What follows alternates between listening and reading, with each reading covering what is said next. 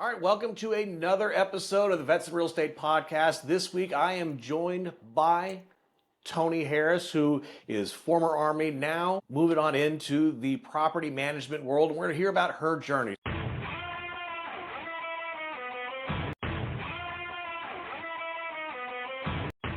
So, Toni, thank you so much for joining us, and thank you so much for being willing to share your story. Absolutely. Thanks, Will. Thanks for having me. Great to be here So, today. yeah. So, you started off in the Army, which we're starting to notice a lot of us started off in the Army. I guess with the largest Yeah. branch, it makes sense. There's a lot of us. But what did you do in the service? Yeah, interestingly enough, I started off in my military service at the tender age of 17 when I was still in the 11th grade, actually, in high school. And I went in under a program called RTS, and it was a recruit training school. And while I had friends who were actually in ROTC in high school, I was actually sworn in into the military Mm. in the 11th grade, and I did delayed entry. So initially, my MOS was a 31 kilo and 36 Charlie. And for those of you who aren't aware of the Army lingo, I pretty much supported combat platoons and battalions and personnel as a liaison. I was heavy in communications, so radio, switchboard, telecommunications, and operated and such. And when you go into the military, you don't just stick with one job or one MOS. You tend to do a lot of cross training, and I did some cross training to. At one time, I thought I wanted to be in the medical side, and I did some cross training for medical records down in Fort Sam Houston. So a little bit of everything, but everything brought me back to team building and communication. Okay. So Yeah. as you started getting towards the end of your time in service, was real estate always the plan? Was that always the goal, or how Never. did, how did you how did you find real estate then? Never. Interestingly enough, Will, towards the end of my, I'm going to say 10th year in the military, I was an E5 coming out of the military. I thought that I wanted to be a drill instructor. Can you believe it?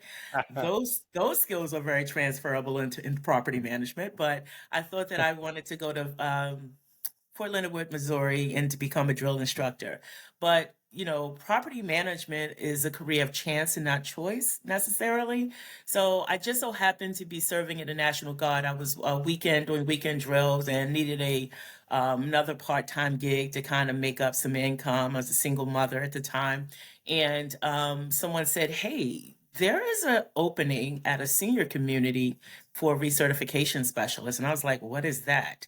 Right? So we understand the term being voluntold in the military. Mhm. So I kind of felt like this was one of those tests.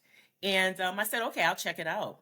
So I checked it out and I became a research specialist. I took the opportunity to become a research specialist for a senior housing community in Baltimore City. And that's where I stayed. And that was my first entrance into the real estate management industry. And from there, the rest is hysterical. But yeah, Hysterical, not history. Maybe a little of both. a little bit of Well, both. right. So moving into more senior community and more of the multifamily, not single family stuff, but more of the Yeah. bigger, kind of stuff. Was there anything from the Army that you just walked in, you're like, I got this, this is it, or was it just completely brand new? Was there any No. skills that kind of transferred over? No, oh my gosh. I thank God for my military experience because one of the things that the military taught me was building up a resilience to tough times and making sure that I was, my level of accountability and being accountable for myself as well as being accountable for those around me and having more of a servant leadership type of attitude towards. And it wasn't easy. It was still some things that I had a lot to learn. I had to kind of grow into this a little bit more. But my military experience did teach the discipline, the making sure that I was consistent in behaviors, behavioral patterns, emotional intelligence is what we also learn in the military. So a lot of those skills that were truly transferable as I began to have a career trajectory in this industry. Yeah, and I think especially early property management, you really are boots to the ground and you're Oh responsible my for God. not just people and emotions, but maintenance of the Yeah. buildings as well. And I'll say, at least Yes. from my journey, when I was fixing Apaches versus maintaining a building, like obviously we didn't have missiles and guns in the building. I mean, maybe some, but not many of those buildings did, right? Right. The Right. maintenance principle, the idea of preventative maintenance, the idea of documenting, all those things were kind of transferable. Where at least I know that was kind of the case Hmm. for me, and I would say many veterans maybe have had that same. You had to PMCS your weapon or your vehicle on motor pool Mondays, Right. and there's at least some familiarity, which I think makes property management really a natural uh, step for many military to walk in. Yeah, absolutely. It's interesting, but when I remember working alongside a vet early on in my career, and that individual has since retired, and it was a staff sergeant. It was someone who was a staff sergeant and located in the Pikesville, Maryland area, and he just so happened to be a regional manager. I could truly tell the type of leadership that this individual had and where it was embedded in him from the military. You could pick up on it. If you have an eye for a vet in the industry, you can pick up on it. The leadership was very firm, but very patient, very kind, very it had that whole what we call the foxhole mentality, Will. And if you remember, foxhole exercises, you're in a foxhole with your fellow soldier back to back. You have to watch each other's back, right? You have to pay attention to everything that's around you. And he had a lot of that. And I picked up on that saying, okay, if we're in this boots on the ground together, we need to navigate through these challenges together. This is not individual sport, so to speak.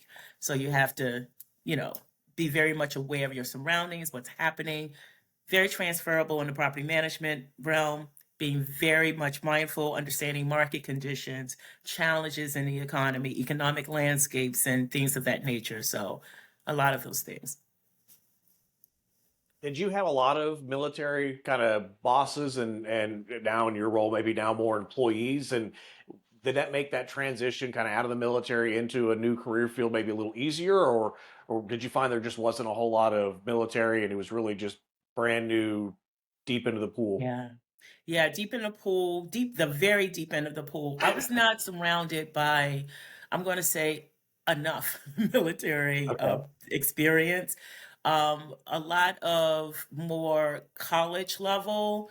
Those who went to college straight out of high school had no, military background. It made it a little bit more challenging as it relates to leadership, because I understood, my first job being military, straight out of high school, I understood leadership to be just that one way, and I was looking through down, it's very much tunnel vision.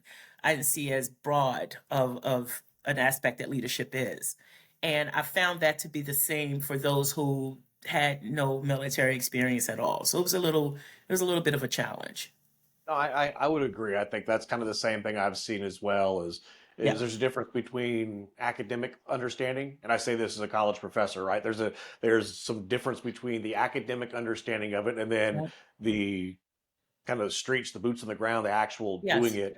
And it's a you both learn a lot of the same things, but it's different in that aspect as well. Absolutely. I think the military, having that staff sergeant, again, I admired him for his approach as someone senior in his role because he was very much, his leadership style was very much, I'm going to show and not tell. He was very much hands on, and that's what I was used to in the military. I got my first strike when I was in boot camp, for instance, as a squad leader, right? So by the time I left boot camp, I was already an E2, and on my way to become a PFC, right? So at that time, that's when I began kind of learning different personalities and how to navigate not necessarily personalities, but behaviors. And that staff sergeant really did teach me that because he was hands on. Let me show you more than I can tell you, and we'll do this together. I see Yeah. that. I see the value there. Now, as you've talked kind of about learning the leadership side, what about property management side? Like, how did you start really learning that? Because there's, I mean, I'm assuming, not going to guess your age, but I'm assuming you were like me. There really wasn't degree programs in property management. There really wasn't a lot of formal education. So where did that education come from? Yeah, the former. Are you trying to guess my age, Will? I'm not. Oh, no, no, no. I've been married long enough. I'm not that dumb. Not that dumb. No, the formal education in property management, you are absolutely spot on. I believe that, when I first started in my career, the one program that we all knew of was at Virginia Tech, for instance, that they had a formal property management program there, a degree program. Um, but other than that, it was through industry associations where you would get designations like IREM, Institute of Real Estate Management. Obviously, I was introduced to IREM very early on in my career, but IREM also appeared to be a little bit out of reach for me at my level. And it was something that I had my eyes set on because that's where I saw a lot of the formal education. Because coming out of the military at that time, I didn't have my degree. I was in between going to college, raising a family, and IREM actually offered more of a pathway to get formal education, and then local apartment associations, of course. Okay. So what did that education look like through IREM? Yeah, absolutely. So at the chapter level, there were lots of opportunities to pretty much sit alongside C suite executives, having that access to C suite executives and other senior leaders at different management companies, whether it's residential or commercial, and really learning a lot about the industry holistically, right? But then some of their more formal programs, like becoming an ARM, an accredited residential manager, and then becoming a CPM, was more of the formal education, and seeing how that could supplement me going out finding a 4-year degree that was in that area. That was my niche, right? So the ARM afforded me that formal education, and then from there, becoming a CPM, absolutely, which is equivalent, of what we consider a 4-year degree in property management, along with the experience, was definitely the roadmap for it. Yeah, and I would say that was one of the things that interest me, and I did this CPM route as well. Yeah. As I was looking for jobs, and IREM's not the only organization out there doing property management education, right? So Yep. there's several out there. And one of the things that kind of stood out to me was as I was looking at job boards, trying to figure Hmm. out what is my career, and I kind of took a military mindset of, okay, I saw the old guys in the shop. They went to recruiter school, they went to drill sergeant school, they did this, they had this deployment, like understanding that's how they progressed. I look at real estate kind of the same way, and I was like, okay, what does everybody that's been successful have, and what are the job postings looking for? And overall, what I kept noticing over and over was that it said CPM or CPM, or not designee, applicant, Preferred right? or Yeah, candidate. that's what they're Yeah. candidate. There we go. They Hmm. kept saying that over and over and over again. I was like, well, shoot, if that's the case, maybe I need to look at this CPM thing, which had no idea. I was in Hmm. property management, I had no idea. I mean, have you found now that you are where you are in your career that there's a difference with hiring CPMs versus non, or even the career progression through going through that CPM track? I have, because your CPMs are absolutely a subject matter expert, right? So it's your CPMs that pretty much at its core understand the why behind the business decisions, the investors' goals and objectives, and how to get us there. Without having that formal knowledge, you're learning on the job. There's nothing, I am not going to marginalize on the job training because that's been my whole career, right? But CPM gives you a more global approach to it. The same information you're learning in, San Diego, California, they're getting the same information in Japan. They're getting it in South Africa, right? So being able to lead real estate, good real estate firms, and managing real estate from a global level is really what IREM affords you. That's what it provides to you. So you're speaking the same language with like-minded people. So there is a difference in that area. I believe that it's more narrow when you have hire professionals without the CPM designation. It's all about, well, this is how we do it here. And they're not bringing a global perspective. And I believe that hiring, when I think of why you would hire a vet, right? I look at that as why you would hire a CPM. A vet is going to be committed to the mission. When you think about a CPM is committed to the mission of securing and making sure that the owner's goals and objectives are met. So I kind of like align the two, if Okay, that makes sense. I can see that. Yeah. And how is that education typically offered? I mean, is it all online? Is it in person? I mean, do you get like face-to-face time with the instructors? Yeah, it's both. It's both. You can choose to do online through all of the courses. I'm an instructor, so I'm going to be a little biased and say the classroom is always better. And I have to preach on the classroom because with adult learners, we have life that's happening outside the classroom, that's happening outside of work, and it's what we call life is lifing. Life is lifing, right? So when you're in the classroom, it is your time that you're committing to understanding the material, and you're having the interaction with the instructor to be able to ask questions. You're networking with other like-minded professionals who may be facing some of the same challenges. So there's a huge value into doing your classes in the classroom. But we also completely do understand at IROM, what life is like, and having the convenience of having virtual learning is very important as well, because we don't want to like cancel out, you know, those who are interested in pursuing the CPM. We don't want to cancel that out because they can't make it into a classroom. Absolutely not. So offering that virtually is equally as important. Yeah, and of course it comes down to cost and travel and those kind of things as well Mhm. that becomes interesting to try to manage some of those things Yeah. as it goes on. I made the mistake when doing my CPM was taking my capstone and my CPM exam in Vegas, which by the way wouldn't recommend. There's a little few distractions. I did a CCM class in Vegas too. Apparently I didn't learn my lesson Yeah. as quickly as I should have. Yeah.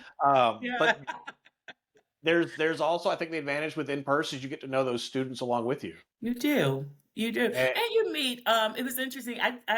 My capstone was in Connecticut, and there were three students. Two of them, they were retaking it for the third time. They were from Dubai, and they felt like they would have a much better experience taking it in the States than they would in Dubai, and they passed. They hmm. weren't successful when they took it in Dubai, and they were able to connect with the rest of us in the class and make lifelong friends. You really do meet, lifelong colleagues at IROM. And when you're sitting in a classroom, you have more of an opportunity to do that. So being able to share those experiences is also part of the journey. So, as maybe your journey as well as an instructor, have you, Absolutely. I'm assuming, have had veterans in class with you? Have Yeah. you seen anything where they maybe struggle or maybe they advanced quicker than others that something many of them haven't been into school outside of a military Oh, school, which we yeah. both know is drastically different. Actually going to civilian schools drastically different than what you get in the military. So is there anything you've seen that maybe have been best practices or maybe things that veterans need to be careful of when they move into these civilian style schools? Yeah, I would say hmm, the culture sensitivity and diversity is what I've always felt that veterans, they possess a high level of emotional intelligence. And sometimes we can kind of like cancel civilians out with our way of thinking. It's, managing for a diverse, resident or tenant population is something that I think veterans is a skill set that they bring on very well. But sometimes it moves at a pace that's not necessarily aligned with their civilian colleagues. It can kind of go a little too fast for them because we're highly sensitive to it. Another is adapting to some of the technical and operational, having that fortitude to kind of push through that, because again, at different levels. So someone who's been in the military and that's ready to kind of come over to the civilian workforce and property management, they may see some of the technical things that are required as very basic fundamental, and a little bit at a much lower learning aptitude, if you will. I'm trying to describe that the best way that I can. No, It may they not would be follow. as advanced for them, Hmm. depending on what their job was in the military. So they have to be really mindful of kind of like the different cultures, whatever management company they become associated with, paying attention to the culture. I could see that, and I think there's sometimes a disconnect too as you transition out of the military. I know when I got out, I had a $2 billion worth of equipment I was responsible for, Yep. and when I came in to the military or came into property management, like you have a $40 million property, you're responsible for everything, everything. You're responsible Yeah. for $40 million. Like, oh, this is a light day worth of work, Hmm. and not to diminish, but it was I went from having life and safety Hmm. in the middle of a war zone to, and it's both have got challenges, but it was a Yeah. bit different. Yeah, absolutely. My part of my job in the military was that, my unit, I was in 129th Signal Battalion. And part of what we were responsible for were security protocols and logistics, right? So when you think of that, you're thinking everything, no data breaches, making sure that you're paying attention to cybersecurity, all of those things, which are very transferable to real estate management, property management. Residential is what I'll speak from mostly. So you're very sensitive to data breaches and things of that nature, but you could also be surrounding yourself with those who are not as sensitive to it. So if you become more of the teacher, let me show you why this is super important that we follow these protocols. And there are some who, because of your military background, who aren't as sensitive or appreciative of how resilient you are and how disciplined you are and how regimented you are in following protocol. They look for, the last thing I'll say about that, Will, is that they look for kind of leadership in the gray area. I'm sorry, yeah, in the gray area more than a black and white. And then sometimes it could be vice versa. So you really have to pay attention to that as well. It's fair. Yeah. Now, I think over my career, I have probably met more former property managers than current property managers. I would say the attrition rate can be a little high in property management, and I know even for me, I took a break from property management after a while because the burnout was real. Oh, it's real. How how have you kind of managed that kind of throughout your career, and as somebody coming in, what can they expect with property management? Wow, burnout is a real topic today, and it's one that is taking on different kind of like a leg of its own, different legs to talk about various topics that are related to burnout. Throughout my career, I've done this for now 28 years, and one of the things that I had to truly tap into was impactful work and work that was not only just there to earn a paycheck. I made this my career. And I needed to look for a path that was going to be more purposeful, more impactful for me personally, and not just professionally. So I started looking for opportunities to do something for a purpose that was greater than myself. And I found that way through education. I found that way through coaching and leadership development. And I found that was definitely my niche. And I can relate this all back to my military life and the skills that I acquired there in leadership and understanding servant leadership. And the way that I kept myself from really getting burnt out is I kept looking for opportunities to start plugging in doing what I love to do while I was becoming the best property manager that I could be. I love operations, but the people centric piece of it was something that I was drawn to a lot more. Okay. Yeah. So how did you figure out what it was you love? I think that's one thing that many young professionals struggle with. They realize they got to make a paycheck, and then they get to that point of being burnt out. I know even me personally, this is something that over the last three Yeah. or 4 years I've really focused on at 15 years Mhm. in the industry. How did you figure out what it is that you love, that was passionate, that was able to let you plug in and do those things? Yeah. It hit me when I woke up and I realized if I wasn't doing this, I would be very sad and disconnected. When if all I could think about was the next topic, the next class that I would teach. who I could coach, who I could mentor. How could I take strategic operations and drive revenue through people performance? When it became that's all that I can think about doing. That's all that I could see. If you were to remove this, if I were to take this out of my life for the rest of my life and not do it, I wouldn't be happy.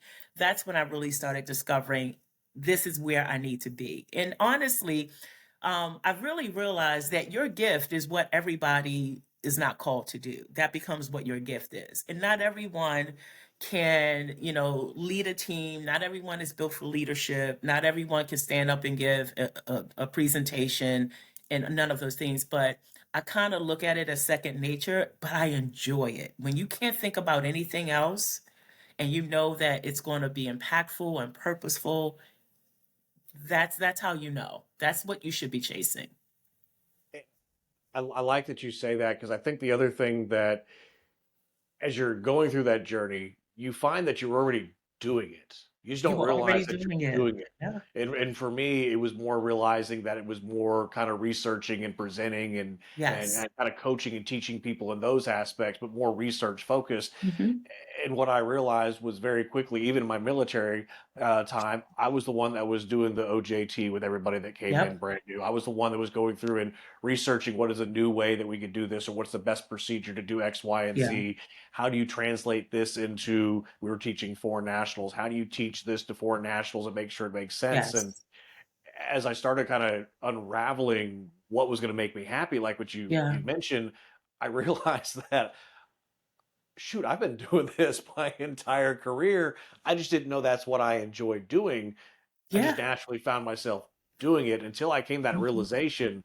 Uh, I mean, honestly, for me, that was game changer. That's where, I mean, career has taken a very different, Yes. passionate move. And I mean, shoot, my marriage got better because of figuring that Yeah. out. I mean, Yeah. it was transformational in life altogether. Oh my gosh. It has, I love that you said that, Will. Transformational and transactional leadership, they have its place, but you have to have a healthy balance of both. But when it started feeling like, wow, this is coming natural, it's uncomfortable because I'm going to step out there and do something I'm not necessarily comfortable doing. That's how I know that there's growth there.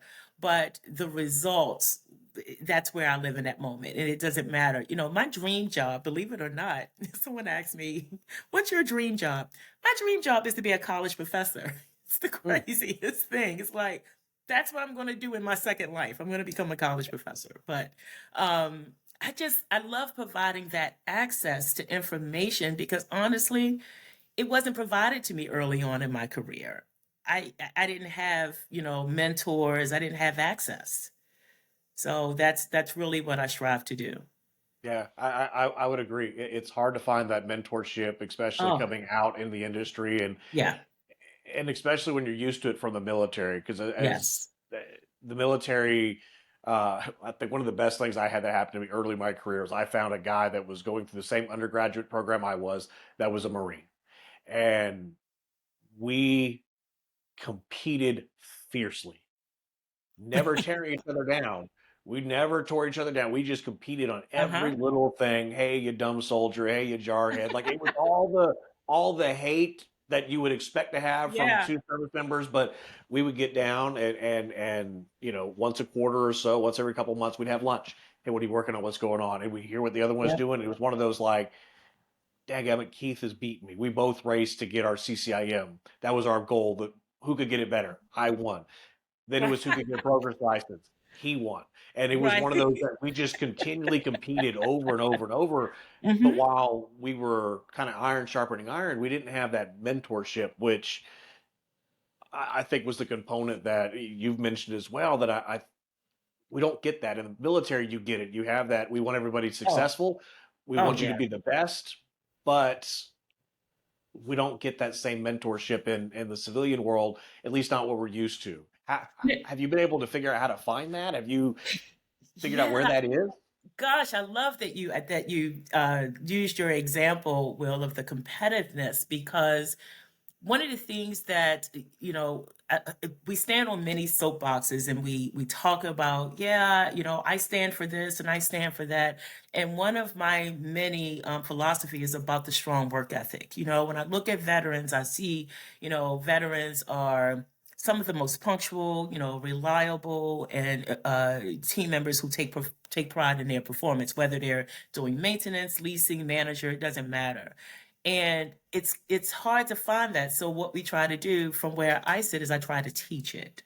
I try to teach and try to show kind of like pathways towards it, because this is a very fast-paced industry, and it really does translate to more accountability, and the focus on creating fewer operational gaps and those things like that. So we focus a lot on creating an environmental culture of a very strong work ethic, and that includes that accountability piece of it.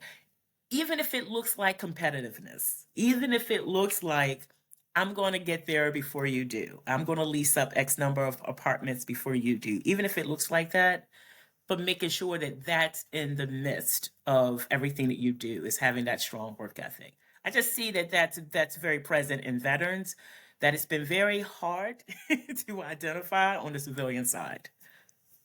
Yeah, I would wholeheartedly agree. It's an interesting culture that comes out of the military with that. We've explored Mhm. that with many of the guests we've had, is that the culture is just strange. And I think that's one of the things that many veterans struggle with, Yeah. is Yeah. transitioning from one way of Hmm. life into another way of life Right. and watching that change.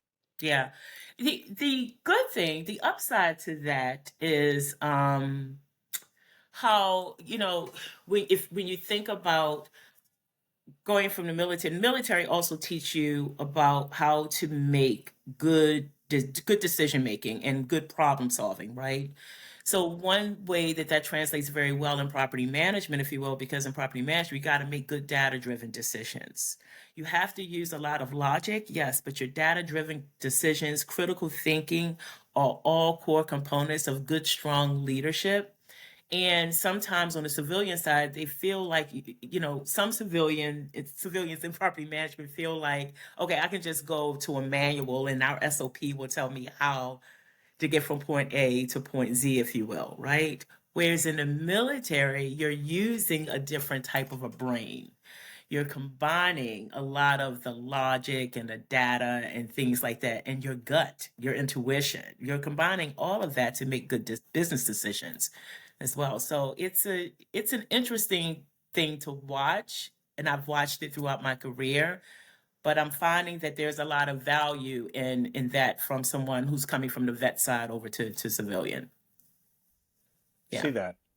So as we're starting to wrap up, one of the last questions we typically ask everybody is that if you were to look back and say, this is Toni who's making the transition now, is there anything you would have done different, or maybe a mistake that you wish you didn't learn as hard as you did? Obviously, there's value in learning through mistakes, but is there anything you would have done different, or maybe wish you didn't learn nearly as hard through that transition?